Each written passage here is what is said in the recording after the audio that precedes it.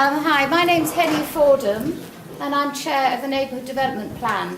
We've been working on this for 2 years now and we've carried out several consultations throughout Long Ashton, through the market open days, through separate consultations, through articles and tried our best. It looks like we've finally got it right, that everyone's come in, so it's great, it's brilliant. Never seen so many people, so I don't recognise a lot of you. So not the usual suspect. But I think we did know that this was the issue that was going to bring you in, because this is the issue that came up time and time again in the consultation events, that people weren't happy with the roads in our village and how about the traffic. There was a sense that the traffic was too fast, not enough parking, that it was unpleasant, and there was no sense of cohesion in the centre of the village. So that came through, and on following that, we decided to commission Ben Hamilton-Baille here to do a report. He's a traffic shared space specialist. Is that the tagline? A road architect who knows Long Ashton quite a lot, because he comes from Bristol with a gang of mates and they go to the Miners' Arms and have been doing that for years. So he's familiar with Long Ashton. So he knows us and single-handed keep the miners' rest. So Ben has we commissioned him to do a report to make better the problems that people were talking about in the consultation event. So it's come from you, from people's feedback that this report has been made. It's a work in progress, and we've had a first draft, and the council fed back some views, and now we want to hear your views. It's not going to be a big session of questions, because we've given you a piece of paper to write comments on, and there's a website that you can put comments in. However, there will be some, if you need to put some questions to Ben to clarify some issues, then please give them in this meeting. We'll work out how much time we've got left for how many comments he can take. But the rest of the comments we'll collate and we'll put them back to Ben, and we'll consider them and see how appropriate they are for points to change his proposal if required. This proposal goes in to the Neighbourhood Development Plan, which is the process of being written out into policies, and will be available after it's cleared by the parish council in about 2 weeks' time. It will be available on the website, and then that's still a draft plan. But we are hoping, if all goes well, and we go through the various steps that we need to go through, that it will be for referendum in late summer. So still a lot of work for us to do. So we've got as many names as we can, and we want to keep in touch because we want as many people to take part in this referendum, either yay or nay. I mean, obviously, hopefully, yes. Hopefully you're going to like what Ben's done, and hopefully you're going to like the rest of the plan. So I think we'll get going. Ben will start. Well, thank you. It makes me rather nervous. I don't imagine that anywhere near this number of people would come out, so thank you all.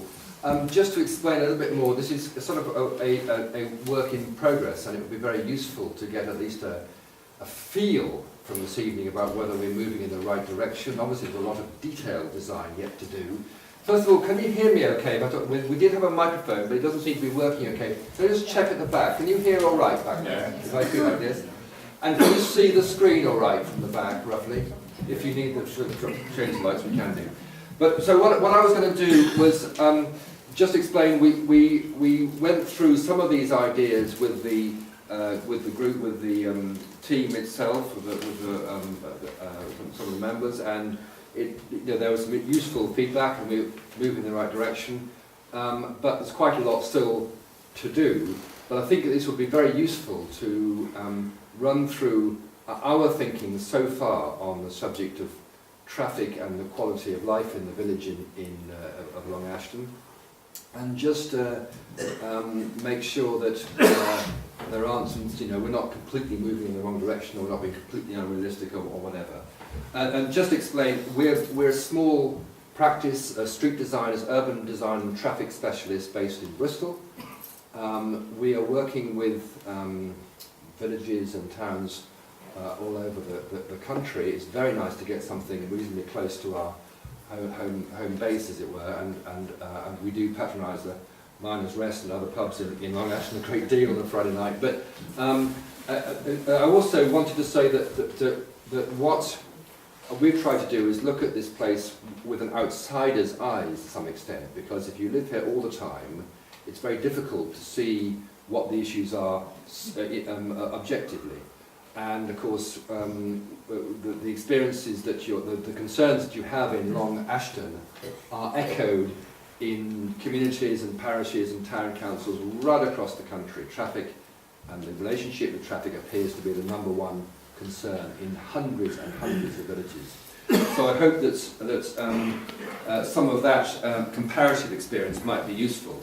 But just to start off, just explain, we're hoping at the end of this process to produce some sort of summary document which will then form part of the neighbourhood planning process. It's only part, but it's an important part, because clearly, I mean, the turnout this evening confirms it, that the issue of traffic and the quality of the streets and spaces in Long Ashton are pretty important.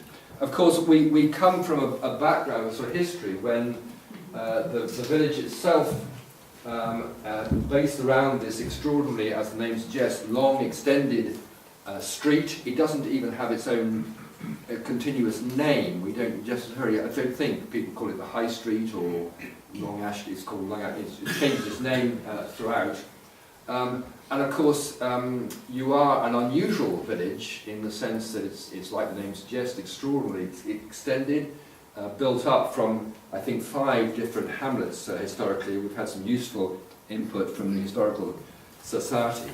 But really, the quality of life on this particular spine, the street, we'll call it the main High Street for the moment, has been really what determines the town.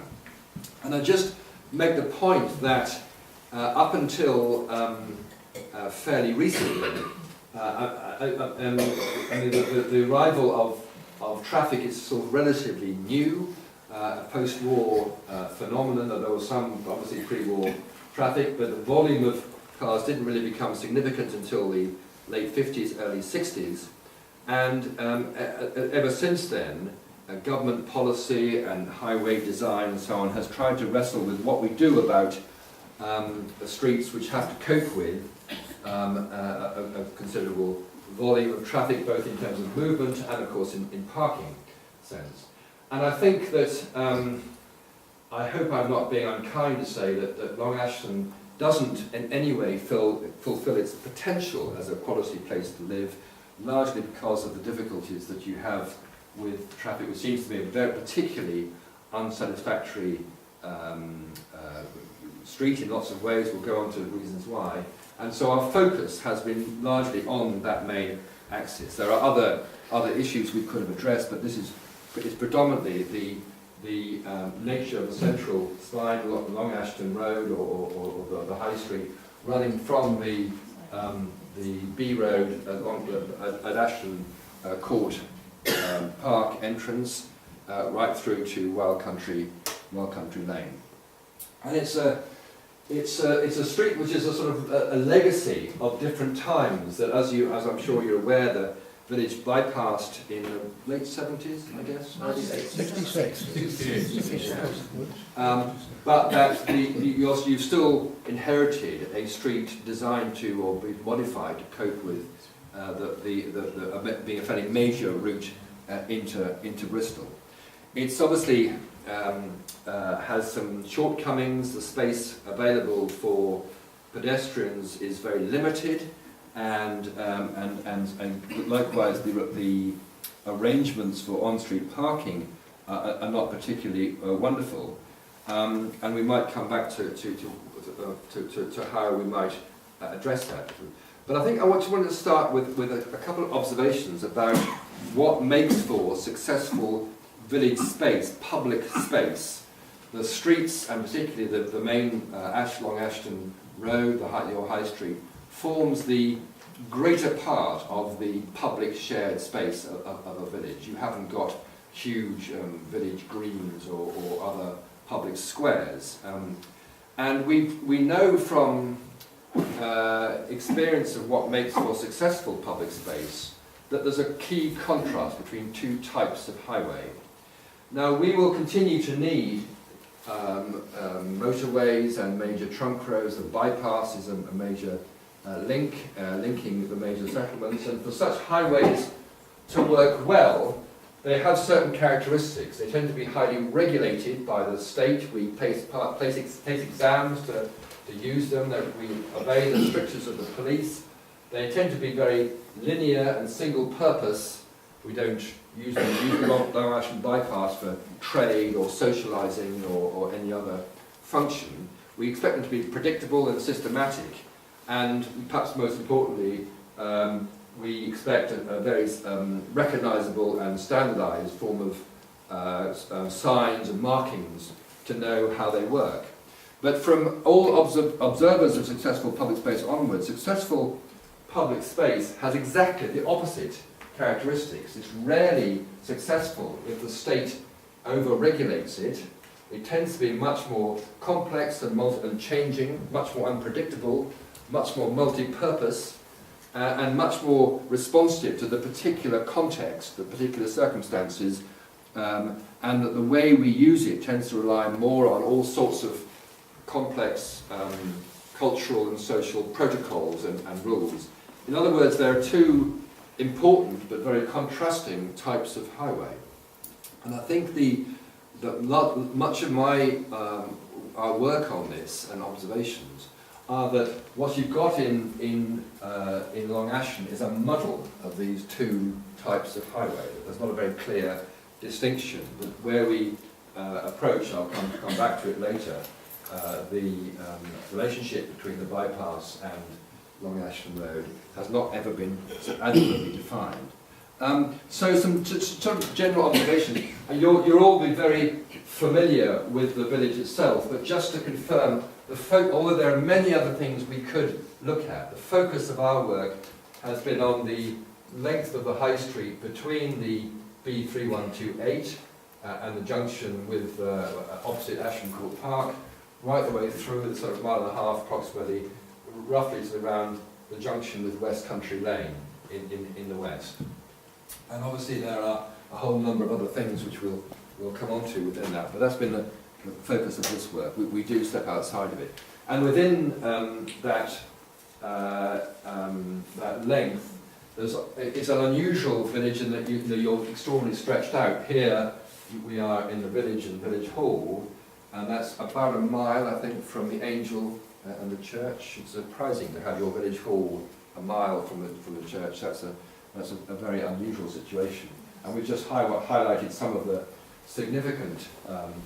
You obviously got a new route being developed through the village, the Route 33, the Festival Way, part of the National Cycle Network, and you've also got an important route which we take, and a lot of other people take every Friday evening, Providence Lane and along Ridgeway Road? Yes. Ridgeway Road, yes. My roots, and of course with what remains of different hamlets, the little hamlet around the church at this end, and others which have joined together over the time. So it's quite a complicated a place to deal with. It's much of the nature of the route, as I'm sure you're aware, feels strangely fragmented and rather hard. You don't get the sense of being a focused village centre where lots of activity is taking place. Long lengths of that route are surprisingly featureless with a lot of blank walls that front onto them. And this is obviously a characteristic which one can only do a limited amount with, but this is just a general observation on my part. I often sense that Long Ashton happens elsewhere than its main high street, so happening behind walls or fences or just out of reach, and that's the reason that I took that picture. But you often feel strangely cramped in on that route, and slightly it's a slightly harsh edge to much of the streetscape, unusually so. Obviously, wonderful outlook, prospect, wonderful south-facing slope, and so on. But I do feel that one of the characteristics of Long Ashton, and whether it's deliberate or not, but to some extent that the village activity has moved away from the main street and happens kind of elsewhere but behind. And this is important because we know from behavioural studies of drivers that they choose their speed depending on the degree of what they perceive of human activity around a street. And of course that's it's a vicious cycle, if you like, because the faster traffic goes, the more people move away from or don't occupy the street space, so the faster traffic goes, and so on and so forth. So in order to try and reverse that cycle, one has to be quite bold and imaginative in the process. It's, you know, a lot of our observations and a lot of discussions have been a sort of search for a centre. Well, where is Long Ashton really? And is it here? I suppose it's here, but it's not really a place that feels tremendously like a village centre. It's not like, you know, you find a village green in a church and so on. There's something around Loveridge maybe that one sort of functions as a village centre, and yet it feels pretty bleak for most of the time. Large areas of carriageway, a pretty cluttered environment, and indeed as you move back from the street, some of the it's a very difficult village to read. I was working on this with two students who said it's the most extraordinarily difficult village to sort of understand and get to grips with. You have to have strange signs hung on the odd bit of rail to tell you where places are and so on. It's a strange thing. And you've obviously got some sort of leftover bits of legacy from when the road was very much busier, and the main road, when this was a school. Of course it's no longer, the school has moved. But also you get a feeling, I sense, and I hope I'm not being unkind here, that the main street, or main linking street has partially been abandoned. Certainly psychologically, you don't really feel anybody's caring too much about the critical space alongside the street. And this is important because, I mean, perhaps I'm being unkind, but I like this shot very much because it does seem to me to epitomise, I know it's particular circumstances, what is happening in Long Ashton, that you're abandoning the link that holds the whole community together. And perhaps it's still inoperational, but at the eastern end of the village, and again, forgive me for stating the obvious, but it's terribly important, I think, that we clarify our starting points. You have this a very important series of areas with the church and the Angel pub around Church Lane and so on, some nice buildings around here. And then you have this absolutely extraordinary, it's a sort of highway engineering on drugs, this was, the huge area of highway design to especially enable traffic to drive in at 70 miles an hour, if they so wish. Of course, there is a speed limit, but it's one of the most land-hungry junctions I've ever seen for a simple connection between as it were, a small village, a lane, a high street, and even it's not really the main road, it's an important road. But you can see historically the connection that existed, and that first photograph I showed of the street, the important relationship that Long Ashton has with Ashton Court and that major route through, but something that's been lost by the way that's designed at the moment. It's an extraordinary wide, I mean, you could land several Sea King helicopters perfectly well. There's clearly been a lot of assumptions made, and it is an unsatisfactory space for all sorts of reasons. As you probably know, most pedestrians actually try and cross here. As far as we can observe, it's a pretty dodgy place to. Most people have to take a run for it, but it's not somewhere that I would particularly feel happy about letting my young children go independently through there. So that whereas some effort has been made to define that edge, it's not an edge that is particularly defining of the transition between a major highway and the village.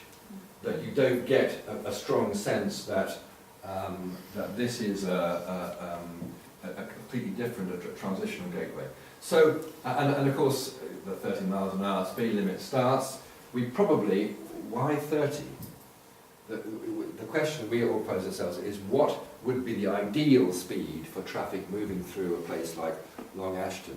And 30 is merely what the national speed limit is for built-up areas. There's nothing, no particular response to the circumstances of Long Ashton itself. And of course, as we've seen from the major junction, this comes just where the traffic engineering says keep going at 60 miles an hour, because that's what we've allowed for in the curvature.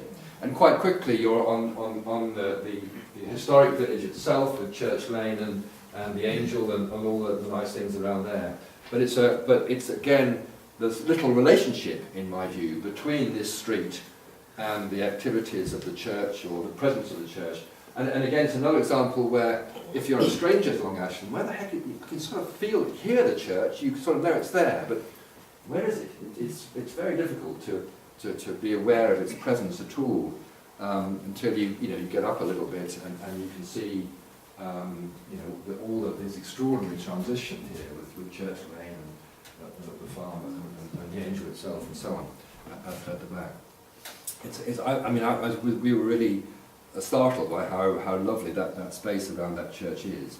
At the other end of the village, again, we have this very high-speed design of route, wide, heavily marked route coming up to the junction with Wild Country Lane. This blank area around Gatkin Farm, and there's the odd bits like the hall down here and so on, but really one gets the feeling that the village starts with the nursery and the junction with Warren Lane. But once again, it's quite, if you can move further west from there, you come to, I'm sure, this is Cambridge Batch, you call this, yeah? Which is again a bit of highway engineering on drugs, really. There's enormous amount of stuff being put in here. This, of course, is the link down, you know where we are, don't you? Link down to the bypass junction and the Baragani road. But actually, the way that this is configured is that this looks like the major route, not that. I mean, that's how it feels on the ground. And that we'll come back to that, because one of the things is that this is a pretty important point of giving messages to drivers about what to expect in Long Ashton. So as we come into Long Ashton from that west end, again, some effort's been made here. There's this nice symbol or so on.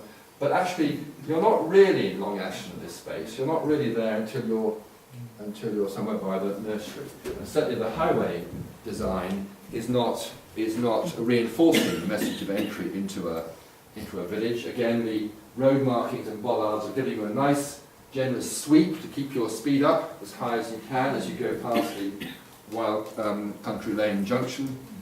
And once again, you have an enormous amount of space here for this key junction. So I think we may have inherited lots of aspects from the past. Of course, the western end of the village is important as a centre for employment and the use of the former university laboratory and places.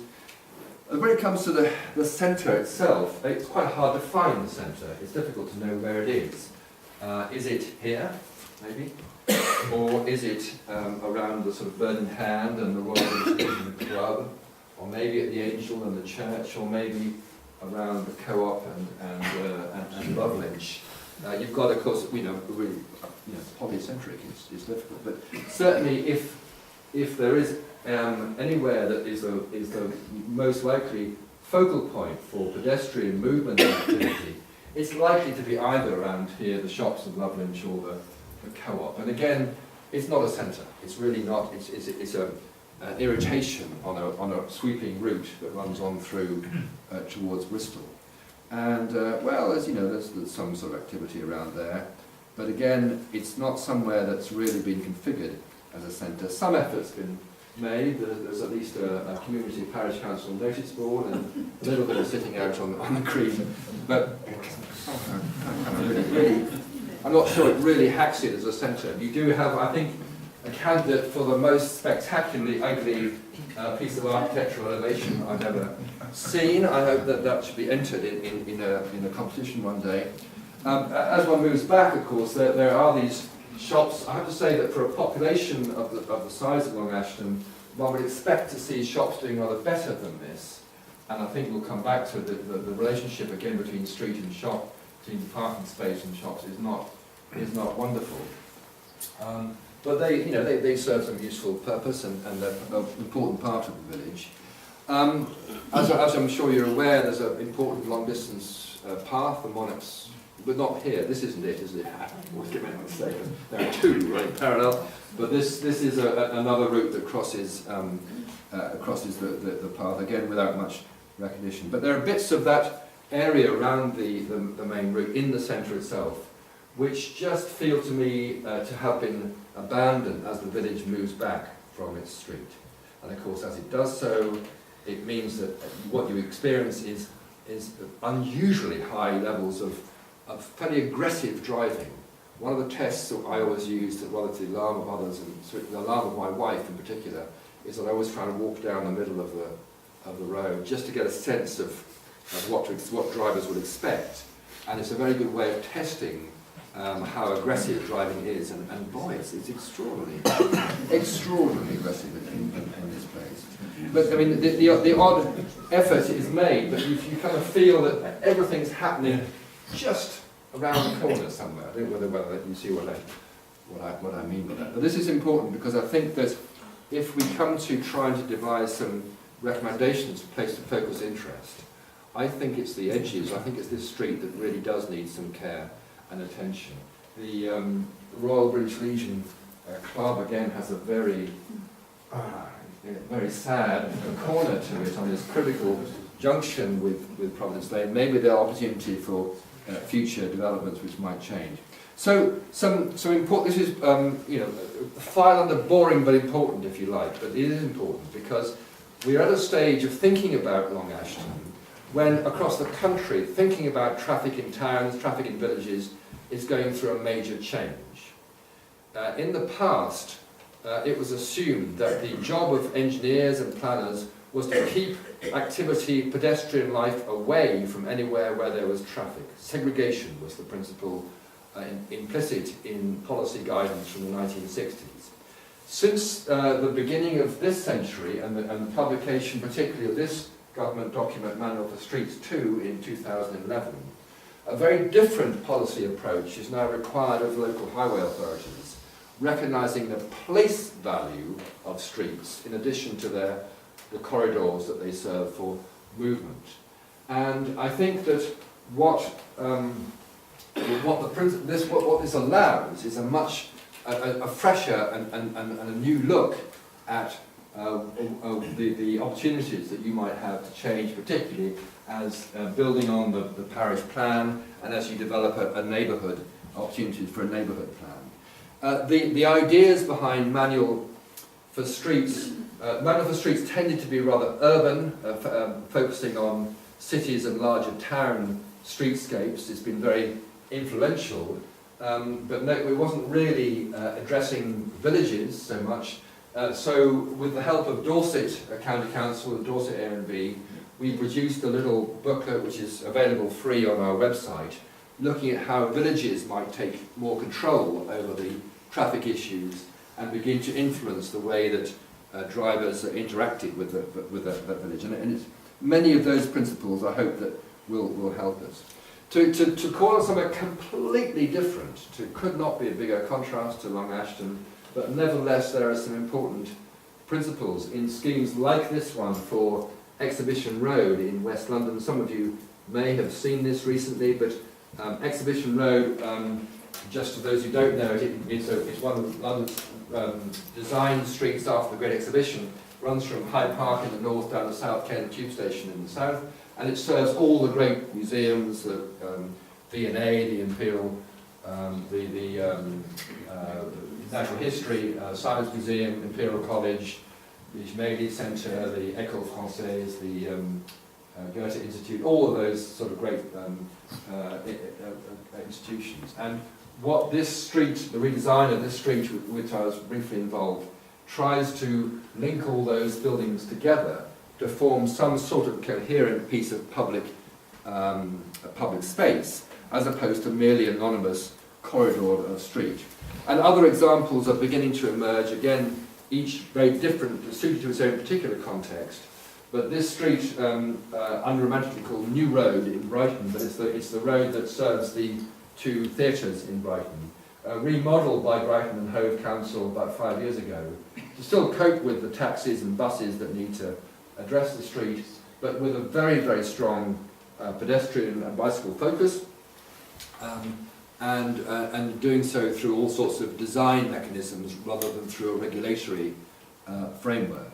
But you can see on a more modest scale, the manual for streets and so on beginning to influence thinking about street design all across the country in all sorts of places, particularly in examples like this where the transition between the highway approaching the town centre and the town centre are clearly different, and the whole design of that space is there to emphasise that transition from highway to public space. So on a more mundane but important level about addressing traffic speeds and driver expectations and behaviour, that document Traffic in Villages draws on case studies. There are not very many yet, but there are ever more every month that goes by.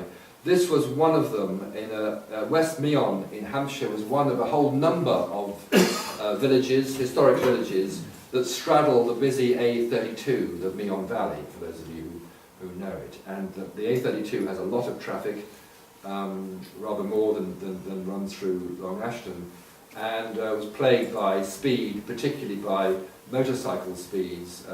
But the effect was that the village shop, the pubs and so on were really in trouble, because effectively nobody wanted to easily cross that street. There wasn't much life going on the street itself, and the village shop was about to close down. And a very simple series of measures, I won't go into them in detail, but simply involved removing the road markings, removing the chevrons and so on, which previously allowed and facilitated drivers to keep going as fast as possible, help them around the corner and so on, all of this stuff. We just removed all of that, and a very simple, cheap piece of surface treatment to link the pub with this notion of a little square in the middle that related to the village green, and not very much, and a little bit of treatment to the entrances to the village at either end. It was enough to bring the speeds down 4 miles an hour on average. Now that doesn't sound very much, but believe me, it made an enormous difference to the feel and the confidence of people crossing between and flowing around the village. And those ideas are now beginning to influence other bits of townscape. This is a little scheme in southeast London, Bexley Heath, which again you can see the design beginning to pay attention at last to the particular activities and the buildings and the activities that they generate and so forth. And perhaps most notably recently, the town of Poynton in Cheshire, which is a crossroads town, very different to yours, but it's like you, suffers, I mean much worse actually, much worse than Long Ashton, suffered from huge volumes of heavy traffic, no bypass, running through the middle of Poynton, and as you've got plagued by endless additional traffic lanes and traffic lights and barriers and bollards and all the rest of it. And bravely the town council and Cheshire East took all the traffic equipment out and found that actually the space in the middle of the town coped significantly better without all of that stuff than it did before. And with a design speed of 17 to 18 miles an hour, the town of Poynton was able to keep going. And in fact, the regeneration of its little high street, which contains about 32 shops, so it's a lot bigger than here, has been very striking. It won the streets, it was the various highways awards recently. And one of the common themes of the towns and villages that's successful, again something we'll come back to in a minute, is to rethink the messages that you send about parking. And at the moment, the way that the street in Ashton is used has just been a kind of built up over time. There's been no formal thinking about where would be appropriate to park and where wouldn't. And the result is, I would suggest, a bit of a muddle, not ideal either for smooth flow of traffic, or for making sure that you make the best use of your shops and so forth. So again, something we might come back to. But lots of towns have gone from, rather than relying on conventional yellow lines and parking restrictions to prevent you from parking in certain places, is to have what's rather prosaically called a restricted parking zone, which this is Petersfield in Hampshire, which is within the town centre or the village centre. You only park in where there are marked bays, and by definition, therefore, you don't park anywhere else. And it's perfectly as easy to enforce as yellow lines. It means you don't have all the negative connotations that come with yellow lines and other signs and so forth. You just simply have some very small reminders and so on. And you can see that principle being applied not just in the UK, but I mean here nothing very special about this, but this little village in France, visually narrow, no road markings, clear spaces where you've decided it would be helpful, appropriate to park, and that's really all you need to tell drivers the right clues. Whereas here in Long Ashton, you've not only got a centre line marking running all the way through the village. The purpose of that is to help drivers drive faster. That's what they're there for. It may not be appropriate, maybe, but we've got to decide what speed you want traffic to be moving. And should somebody park there or not? It's not, where do I park? It's quite wide enough, you could park. It's not clear. So that I think that one of the things that we may move towards, it's always difficult, is deciding how do we make best use of that precious resource that you have of your streetscapes. So before doing this, clearly you can't look at Long Ashton in isolation. You're very close to a major conurbation in Bristol.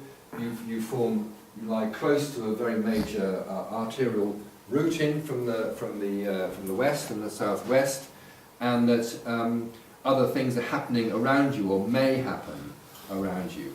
We already know about we've already mentioned the Route 33, the new part of the national network that's gradually being built up, coordinated by Sustrans and with other local authorities, connecting Nailsea and further out, but giving much greater opportunities both for local journeys as well as for broader ones. And who knows that other threats may come along in the future. The decision, I don't know where we are now, but the South Bristol link may well change things. It's hard to predict exactly how. We have to be aware that that's on the horizon. And again, it's not certain, but there's always the danger or the opportunity, the way you look at it, of other developments, whether it's to the west at Gatkin Farm or the other land, the University of Bristol's land, which we know has at least been thought about for potential development. This is just to be clear, the other side of the railway line. But there are potential, in other words, for important changes in the future. But for our purposes, and I hope that this is always difficult, that our first reaction to being asked by Henny and others to look at this on your behalf was to say, my God, there's a lot to do here. Long Ashton is a complicated, big, extended village. It's not like a simple crossroads or a village green around a church. You've got a lot of pressure from traffic. You've got to have to make some difficult decisions about where you put your effort, put your priority. And this is going to be the hardest thing, and maybe this is perhaps the most important point of discussion, I hope, for this evening. But we've, I think, concluded that, broadly speaking, in addition to a number of measures throughout the length of the village to both reduce traffic speeds and to rationalise parking, we would want to concentrate on certain things. First of all, Cambridge Batch, and I've begun to hint early on, but I think that the expectations about the village are set here, that this is an extremely important hinge point and decider for traffic moving in from the west, and we know that quite a lot of traffic comes in from there. Secondly, I think your western entrance close to the junction with Wild Country Lane and the nursery there needs attention. And I think we need to think about the village centre, whatever that is, and however form we can make that. But that's what we've called it. There's the space by the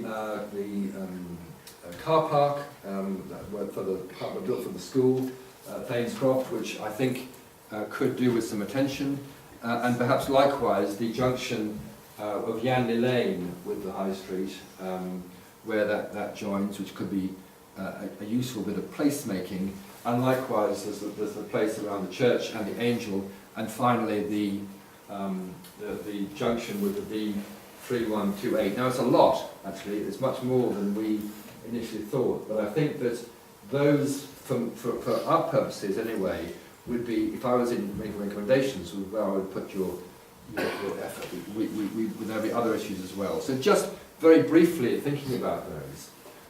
This space at Cambridge Batch is an odd one. You've got these two roundabouts linked together.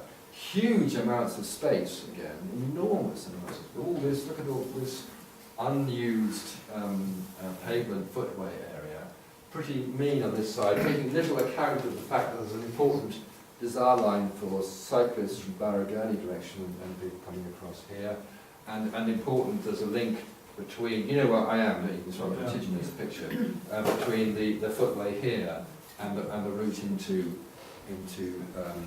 the village itself. And I think that this is again very early stages, but I think what we would try and do is to make very clear at this point that this does not feel like highways, to try and strip out some of the excessive road marking and big highway paraphernalia, and try to create something on this space. I'm left it blank only because I think there's all sorts of things that could happen here, but crucially to narrow down a lot the entrance into Long Ashton. It doesn't prevent any of the largest vehicles that need to do the turn could still do so, but to do so in a way that this feels different. It doesn't feel like highway. But if you're heading off for the bypass, fine. But that's but in other words, to soften, and particularly to give great emphasis to the pedestrian link across that route. And there's a whole number of ways in which that could be detailed and refined and so on. But I think we'll come back to that maybe in a while. Secondly, I think this entrance is really important. This is, you know where we are here with the Cambridge, Bristol University, a former Bristol University lands down here, and the turning to Wild Country Lane, the Gatcombe Farm land over here, and Warren Lane? Warren Lane up this way. And again, I think that at the moment, the widths and the indicators on speed for traffic is far too high at this point. And we've envisaged trying to create a very strong sense of a transition, a gateway, as close to this point as we can, to the nursery, so that there's a real clear change in scale as you enter the village at this point. And again, there's more than adequate space. You notice that the road marking should end at this point, we're suggesting. There's lots of room for all the necessary emergency vehicles or large trucks and deliveries and so on. But I think coming on to the centre, there's all sorts of ways in which around the co-op on this green one could try and envisage a different set of proposals. So I'm going to look first, I'm not yet very happy with this, but I think that where there's so much of this street, first of all, this centre line marking and the yellow lines are not helping you. They're all emphasising the linearity of that street, and that these shops are not really enjoying much of a very positive relationship with the street. They've got only a couple of little parking spaces here, but there's actually a lot of as a result, many of these shops are slightly kind of screened or invisible from the street itself. You don't get a sense of this having a forecourt, as it were. So we sort of began to play with ideas of whether you could extend to make a sort of public space in front of these shops, to make more of the space by the bird in hand, where there's obviously some positive attempts been made lately by the owner or landlord of the pub to invest in that space. But I think that would only really work if some hard thinking was done about this area, because it's really not I hope not offending anybody by saying it doesn't really work very well at the moment. The co-op, like it or not, is a very important destination for many people. It doesn't really have a very satisfactory space here. There's the zebra crossing, but and all this rather sort of blank space at the bottom. But as you drive down the hill towards it from either side, actually your eye is drawn to the horizon and not to the activities or space in here. And there's all sorts of ways in which we've been working on this to try to find ways, first of all, to make something of the co-op, whatever it becomes. And remember that these things change in the future, other businesses come and go. I would like, and I haven't drawn on there yet, but to try and suggest much more in the way of terrace seating or something being used here, if we can possibly afford it. It is quite a pleasant south-facing bit of open space, albeit with this pretty strange architectural genius behind you there. But the point is, we're trying to indicate clearly that, that something is happening in the middle of Long Ashton. And I think that it's important to try to extend that sense of the centre to make better use of those otherwise rather leftover bits of landscape behind, which really don't do very much at the moment. And again, I think there's space where, with confidence and the sort of energy which is clearly evident from your, your representatives and the neighbourhood group, there's a tremendous amount of determination to do something.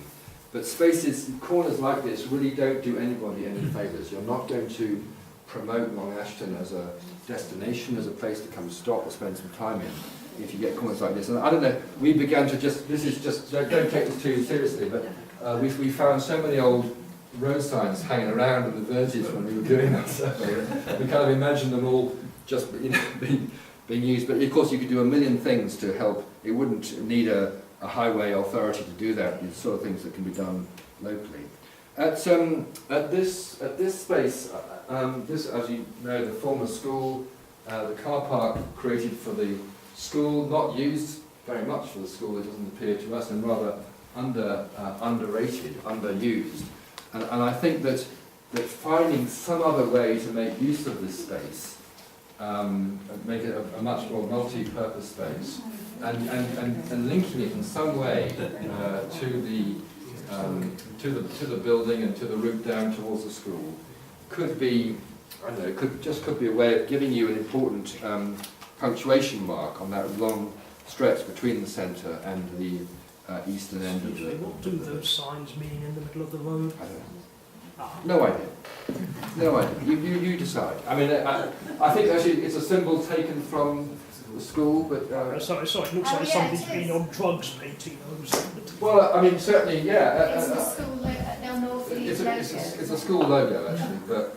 You know, I mean, you could do anything. I don't take that detail too seriously, but you want people to say, "Hang on, wait, what is it?" Exactly as you said. What is that?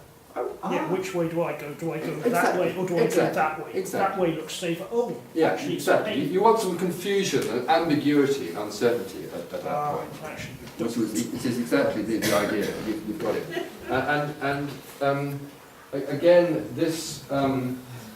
Quite difficult junction with Yanley Lane here, which again is remarkable. You're expecting your pedestrians on the south side of the road to cover some pretty wide space to get down there. And it's an important junction because with the new Route 3 and the route down to the school and all that stuff, this is an important place. And again, there's lots we could do with that, but I think that finding some way to keep the mouth of the junction to the minimum, to give you a bit more public space, a notion of public space. I mean, whether it's like that, I don't worry about the detail too much. But what we're trying to do is a little bit of placemaking, suggest a bit of placemaking at that junction.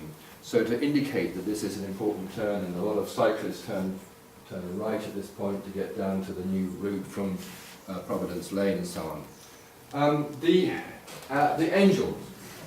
This, and of course the church as well, is important. And you've got that very mean footway on the south side, very, very mean indeed. So of course most people are walking on this side of the route, and then there's a bazaar line that crosses here. And it's not wonderful at the moment. There's a couple of sort of odd epoxy little yellow lines that fade away and so on. The Angel bless it, I mean, they're working hard, but it's kind of not making much use, the skip here, of the important visible space that pubs need in order to thrive, and boy, are they important. So again, we're trying to